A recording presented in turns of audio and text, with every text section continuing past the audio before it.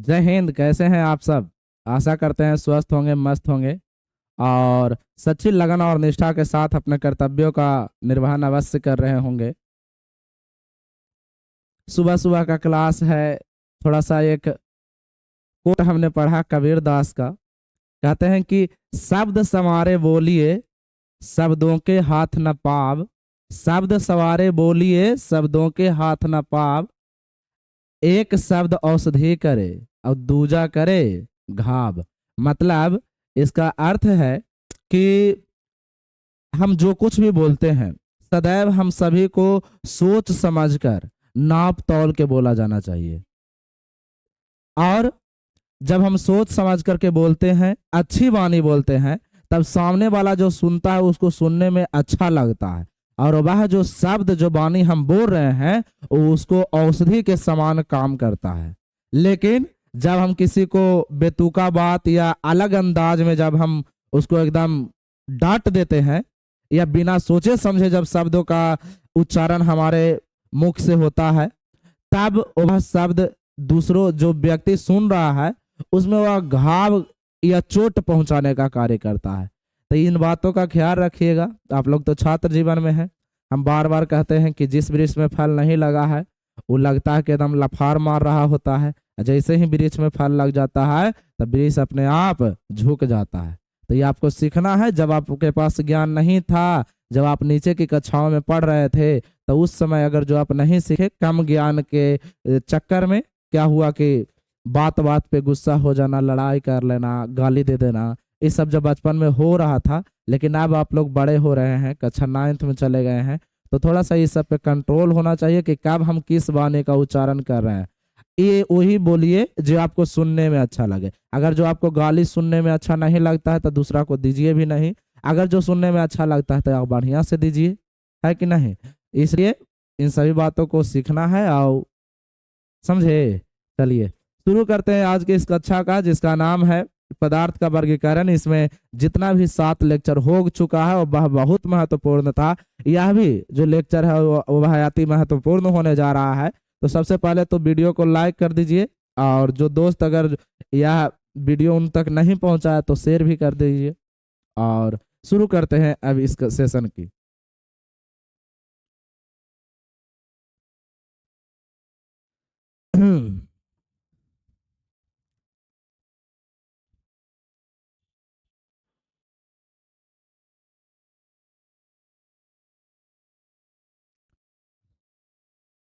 हम चर्चा कर रहे थे कल का भी जो भी क्लास था उसमें मिश्रण के अवयवों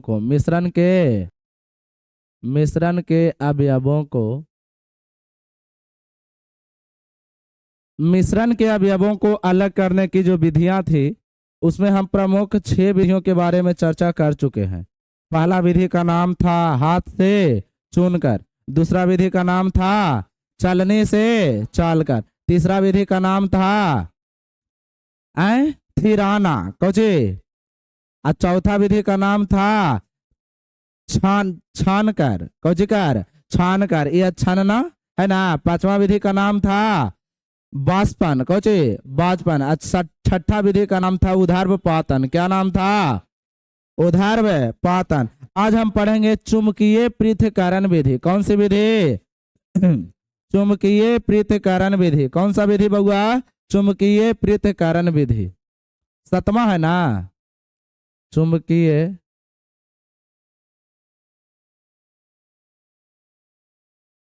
चुंबकीय पृथक्करण।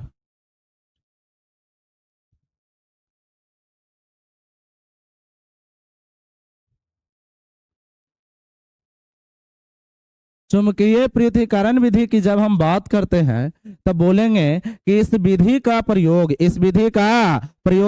तब किया जाता है, इस विधि का प्रयोग तब किया जाता है जब मिश्रण का एक अवयव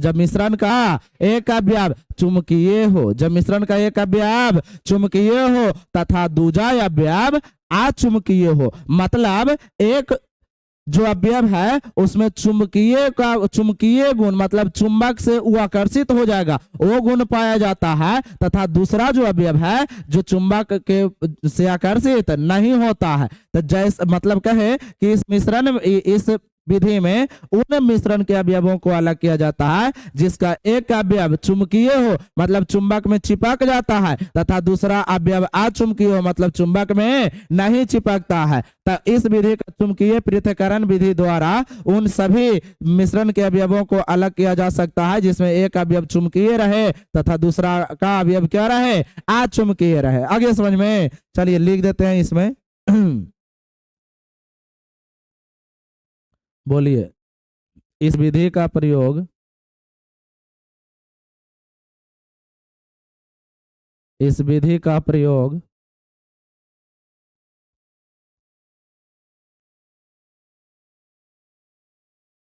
तब किया जाता है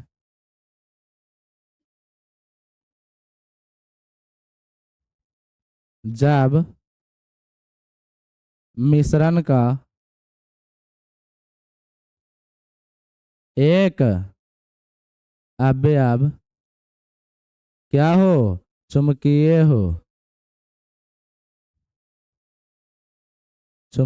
हो तथा दूसरा अवयव कैसा हो, अचुंबकीय हो।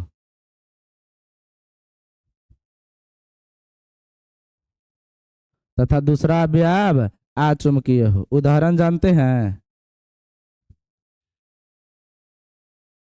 कभी कभी बचपन का जब समय था तो आप लोग को काम मिला होगा चुंबक, और वो चुंबक के क्या करते थे कि बालू में ले जा करके ऐसे ऐसे रगड़ते थे, रगड़ा है और रगड़ते थे, या फिर चुंबक में ढेर सारा अलग से कुछ चिपक जाता था तो कहते थे लो चुंबक के बचा हो गया, है कि ना। अब पूरा खुश हो जाते थे और ढेर माने उसको एकत्र कर करके अलग कागज पर बढ़िया से रखते थे और फिर उसको से ऐसे ऐसे खेलते थे। तो ऐसे इधर करते थे तो इधर रुके आता था, इधर करते थे तो उधर रुके जाता था। ऐसे देखा है करके नहीं? अच्छा, तो ये अभी भी अगर जो चुंबक होगा तुम्हारे पास तो ये एक मुट्ठी बालू लाना और फिर बालू में ऐसे ऐसे चुंबक को रगड़ना, तो ढेर सारा जो कण देखेगा कि चुंबक से आकर के चिपक गया, तो वह जो कण है ना वो वह लौह चूर्ण है। कौन चूर्ण है? लौह चूर्ण। लौह चूर्ण का मतलब लोहा का छोटा छोटा टुकड़ा, लोहा का छोटा छोटा टुकड़ा ताऊ जाकर के चुंबक से कोची हो गया है, चिपक गया है। चुंबक से होकर के कोची हो गया है, चिपक गया है। तो ये उदाहरण में हम लिख देते हैं, उदाहरण में हो जाएगा बाबू, क्या होगा कि बालू से, किससे? बालू से लौह चूर्ण को, बालू से लौह चूर्ण को अलग करना, बालू से लौह चूर्ण को अलग करना। आया समझ में? तो कहता है कि अब मिश्रण के अवयवों को अलग करने की प्रमुख विधियों का वर्णन करें। ये मिश्रण के अवयवों को अलग करने की कौन कौन सी विधियां हैं? तो हम पहले 6 विधि बता दिए हैं, यह 7वां विधि है। इससे सबसे पहले हम बताए हाथ से चुनकर, दूसरा था चलनी से चालकर, तीसरा था थिराना विधि, चौथा था चुनना विधि या छनना विधि, 5वां विधि का नाम था बाष्पन विधि और 6ठा विधि का नाम था ऊर्ध्वपातन, 7वां विधि का नाम है चुंबकीय पृथक्करण। क्या नाम है? चुंबकीय पृथक्करण। कहा कि इस विधि का प्रयोग तब किया जाता है जब मिश्रण का एक अवयव कौची हो, चुंबकीय हो तथा दूसरा अवयव अचुंबकीय हो। मतलब एक में चुंबकीय मतलब चुंबक से एक आकर्षित होता है और दूसरा चुंबक से आकर्षित नहीं होता है। इसका प्रयोग बालू से, किससे? बालू से लौह चूर्ण को अलग करने में किया जाता है। इसका प्रयोग बालू से लौह चूर्ण को अलग करने में किया जाता है। अगला विधि है जिसका नाम है प्रभाजी श्रवण विधि। कौन सी विधि? प्रभाजी श्रवण। क्या बोले बउआ? बोलो फिर से। प्रभाजी श्रवण विधि। कौन सी विधि? प्रभाजी श्रवण विधि। 8वां विधि है। चलिए, प्रभाजी प्रभाजी श्रवण, प्रभाजी श्रवण विधि, प्रभाजी श्रवण विधि। कौन सी विधि बउआ? प्रभाजी श्रवण विधि, प्रभाजी श्रवण विधि।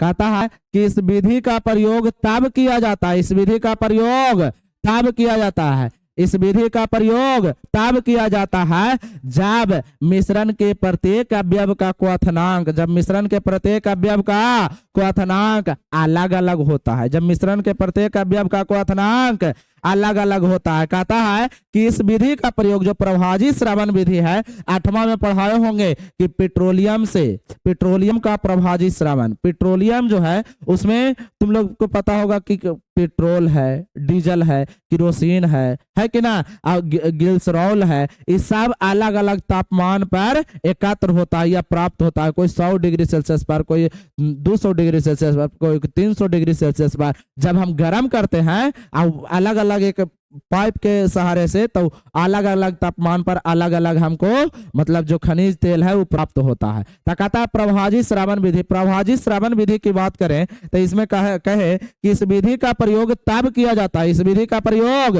तब किया जाता है जब मिश्रण के प्रत्येक अवयव का क्वथनांक, जब मिश्रण के प्रत्येक अवयव का क्वथनांक अलग अलग होता है, अलग अलग क्वथनांक। जैसे मान लिया कि कोई है जो 100 डिग्री सेल्सियस पे खोल गया, कोई है जो 110 डिग्री सेल्सियस पे खोला, कोई है जो 130 पे खोला, कोई 170 पे खोला, अलग अलग जब क्वथनांक होता है तब उस दौरान हम किस विधि का प्रयोग करते हैं? प्रभाजी श्रवण विधि। कौन सी विधि?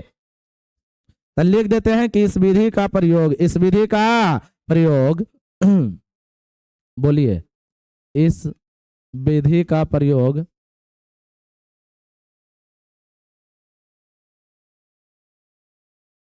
इस विधि का प्रयोग तब किया जाता है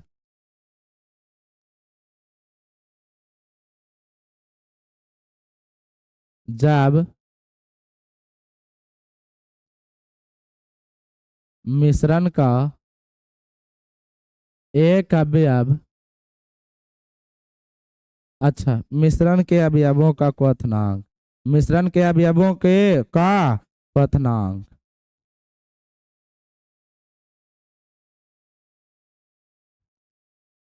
मिश्रण के अवयवों का क्वथनांक क्या होता है? अलग अलग होता है,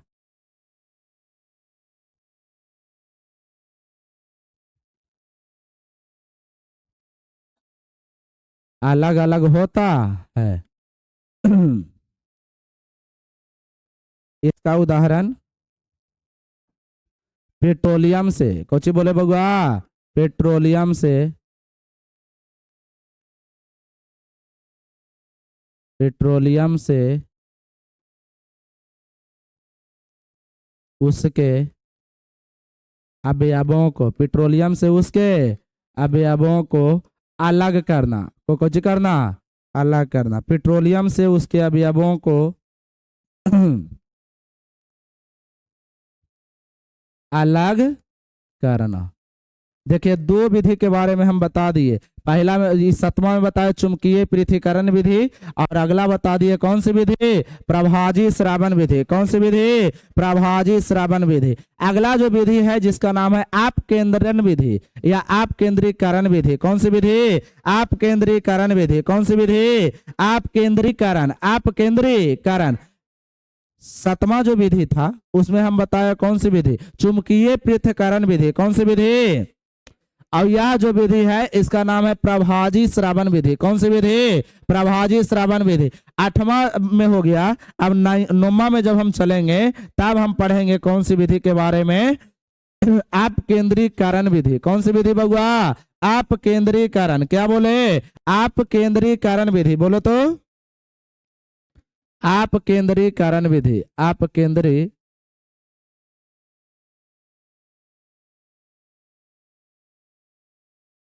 आए कुछ कहता है,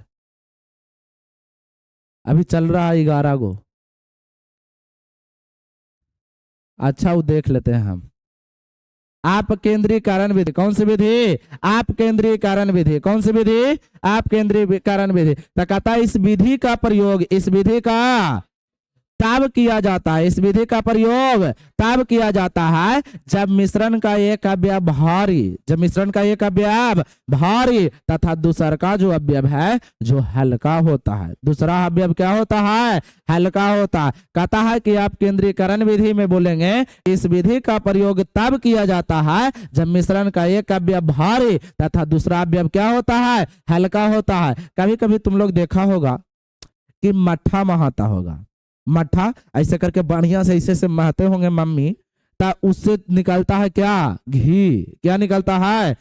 घी निकलते हुए देखा है? और वो भी नहीं देखा तब मनोहर बिघा उधर दूध का पेरैया होता है, दूध का पेरैया, उसको क्या किया जाता है कि दूध को पेर करके और उसको से जो मक्खन होता है जिसको अलग कर लिया जाता है। किस विधि के माध्यम से? आप केंद्रीकरण विधि के माध्यम से। किस विधि के माध्यम से? आप केंद्रीकरण विधि के माध्यम से। तब बोला आप केंद्रीकरण विधि क्या है? तब बोलेंगे इस विधि का प्रयोग मिश्रण के उन अवयवों को अलग करने में किया जाता है या वह मिश्रण को अलग के अवयवों को अलग करने में किया जाता है जिसका एक अवयव क्या हो? भारी हो तथा दूसरा अवयव क्या हो? हल्का होता है। कोई दिक्कत है? तो उस दौरान किस विधि का प्रयोग कर सकते हैं? आप केंद्रीकरण विधि। कौन सी विधि? आप केंद्रीकरण विधि। बोलेंगे कि इस विधि का प्रयोग, इस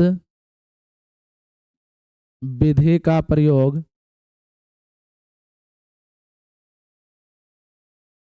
तब किया जाता है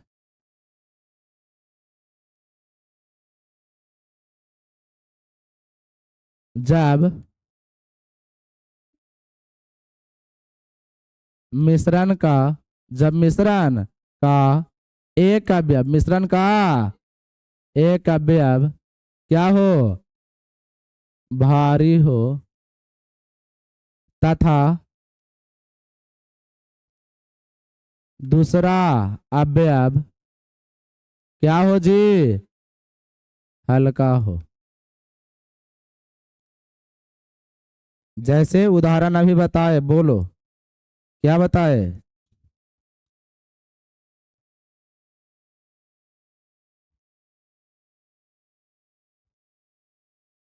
दूध से, कौची से? दूध से मक्खन को क्या करना? अलग करना। कोई दिक्कत है? सारा का सारा मक्खन को अलग कर लिया जाता है आप केंद्रीकरण विधि के माध्यम से। किस विधि के माध्यम से? आप केंद्रीकरण विधि के माध्यम से। किस विधि के माध्यम से? आप केंद्रीकरण विधि के माध्यम से। अभी बताया के गो? 3 गो। देखिए सबसे पहले बताया चुंबकीय पृथक्करण विधि, फिर बताए कौन सी विधि? प्रभाजी श्रावण विधि, और फिर क्या बताए? आप केंद्रीकरण विधि। कौन सी विधि? अगला जो विधि है जिसका नाम है रबाकरण। रबा, कौन सी विधि? रबाकरण। कौन सी विधि? रबाकरण।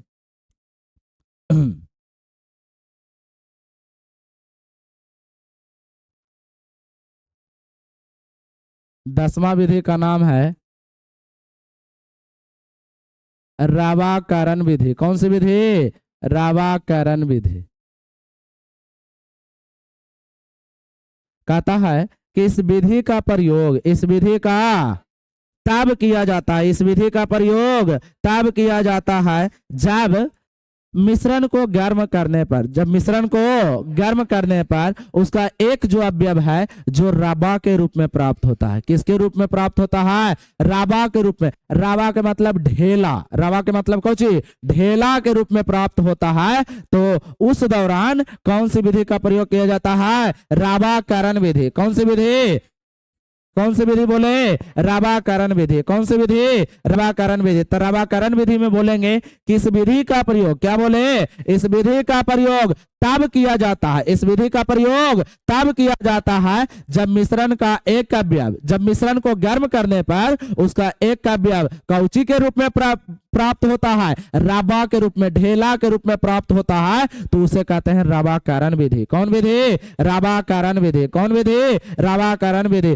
फिटकिरी जो है, फिटकिरी के शुद्धिकरण में, फिटकिरी के शुद्धिकरण में रबाकरण विधि का प्रयोग किया जाता है। पूछेगा कि रवाकर फिटकिरी के शुद्धिकरण में किस विधि का प्रयोग किया जाता है, तो क्या बताओगे?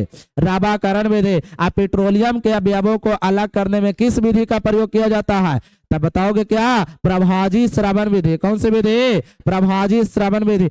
बालू से लौह चूर्ण को अलग करने हेतु किस विधि का प्रयोग किया जाता है, तो क्या बताओगे? चुंबकीय पृथक्करण विधि। चुंबकीय पृथक्करण विधि। आज दूध से मक्खन या मलाई को अलग करने में किस विधि का प्रयोग किया जाता है, तो आप केंद्रीकरण विधि। कौन सी विधि? कोई दिक्कत है? क्लियर है मामला? आगे बढ़े। चलिए, यह है रवाकरण विधि। कौन सी विधि बउआ? रवाकरण विधि। बोलेंगे कि इस विधि का प्रयोग, बोलिए तो, इस विधि का प्रयोग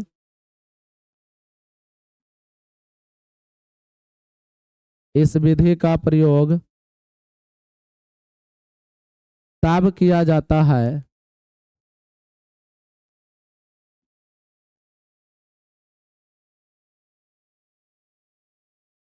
जब मिश्रण का ए मिश्रण को गर्म करने पर, जब मिश्रण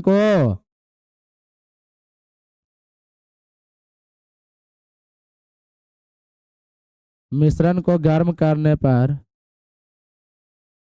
उसका एक अवयव उसका एक अवयव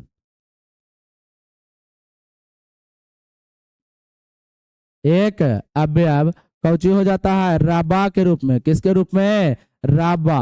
या देहात में और कहते हैं ढेला। कौची? ढेला के रूप में कौची होता है? प्राप्त होता है। क्या होता है? प्राप्त होता है। चलिए, इसका उदाहरण बताए, अभी अभी बताए हैं। क्या बताए बउआ? बोलो। एग्जाम्पल की बात करें तो बोलेंगे फिटकीरी का शुद्धिकरण। फिटकीरी के शुद्धिकरण में, फिटकीरी के शुद्धिकरण में, चलिए, कहा रवाकरण विधि। कौन सी विधि? रवाकरण विधि। इसमें बोलेंगे कि इस विधि का प्रयोग तब किया जाता है, इस विधि का प्रयोग तब किया जाता है जब जब मिश्रण को गर्म करने पर उसका एक अवयव कौची के रूप में? राबा के रूप में या ढेला के रूप में प्राप्त होता है। समझ में आ गया? फिटकिरी के शुद्धिकरण में किस विधि का प्रयोग किया जाता है? राबाकरण विधि। कौन सी विधि? राबाकरण विधि। कौन सी विधि बउआ? राबाकरण विधि। अगला है क्रोमैटोग्राफी। कौन ग्राफी बउआ? क्रोमैटोग्राफी। कौन सी ग्राफी? क्रोमैटो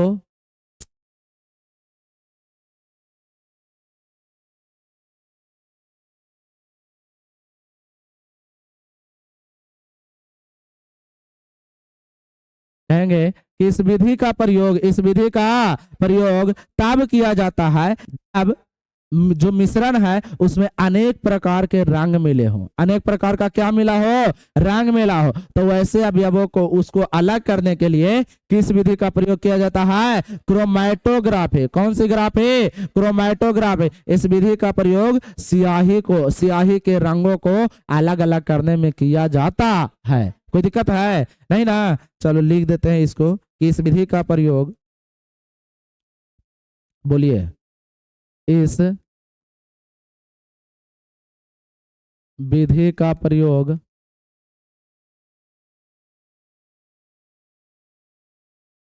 तब किया जाता है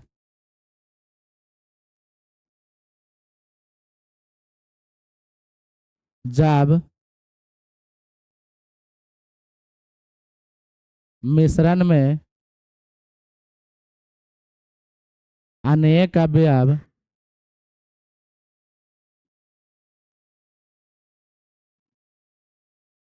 घुला हो। जब मिश्रण में अनेक अवयव घुला हो। उदाहरण की बात करेगा तो बोल देना है स्याही से उसके अवयवी रंगों को